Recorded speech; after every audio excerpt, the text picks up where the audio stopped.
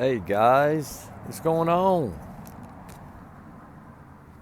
Want to say hi. Come on for a minute and want to update y'all on a few of these wildfires.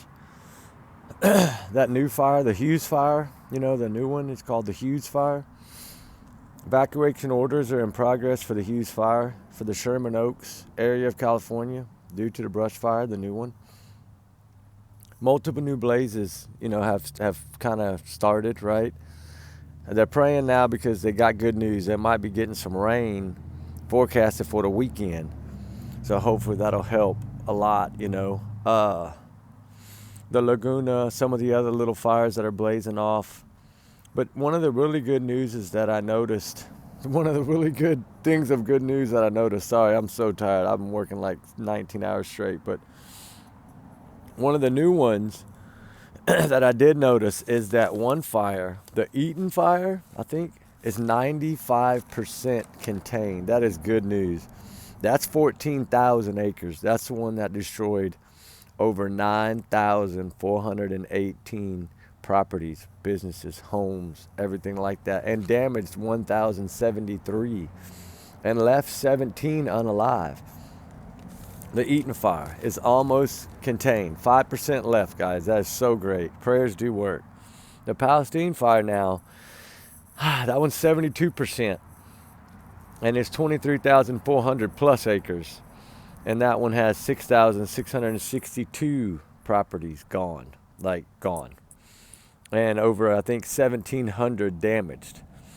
11 people had lost their lives in that Palestine fire. That's a lot. That's more than we want, right? We know now that, of course, they're exhausted. The firemen are all completely exhausted, guys. They are completely worn down. They are running on fumes about right now. And, I mean, there ain't enough Red Bull probably out there to keep them awake, right? But that Sherman Oaks, California area where the brush fire is, there is some orders there. Some of them have been lifted. Some of them haven't. So you just check the red flag warnings in your area, please. The smoke advisory near the Hughes fire is in effect because you can barely even see the roadways. The smoke is so thick. And the Hughes fire is 24% contained. That's it. But it's a newer fire. But it's already burned over 10,176 acres. And that's headed towards the lake there in the Ventura area. And, there's still a lot of evacuation orders in that area. Y'all need to pay attention to those for the red flags, guys. Like I said, I have a buddy there that I talk to him a lot. And he messages me a lot through the day and sent me some photos. I'm gonna share one of them. It's like the whole side of a mountain is on fire, right? And it's just coming down towards like homes and businesses. And there's just no way to stop this wall of fire, right? There's just no way to. It's crazy how much. I did not realize what fire can do, right? These things are bad. Really bad, guys. But we have to keep our prayers up. We have to pay attention to these orders because this is how we save lives. If you're in the areas, please get out of the areas. Don't try to get a water hose and think you're going to be Mr. Fire Chief, right? Because it doesn't work that way. The longer you stay, the harder you make it on them. The first responders, the ones that are going door to door, the ones that are making sure people leave, right? If you hear a knock, go to the door. Don't try to sit in there and think, oh, I don't need to leave. Please, just get out. It's not worth your life, I promise. And it happens in just a matter of seconds to a minute. Your whole structure will be gone. I mean, the winds are still, I think, up in the 30s and 40s. Some gusts, I think, have been at 62, roughly, something like that. I don't know now in the last 2 hours, but this was about an hour and a half ago update.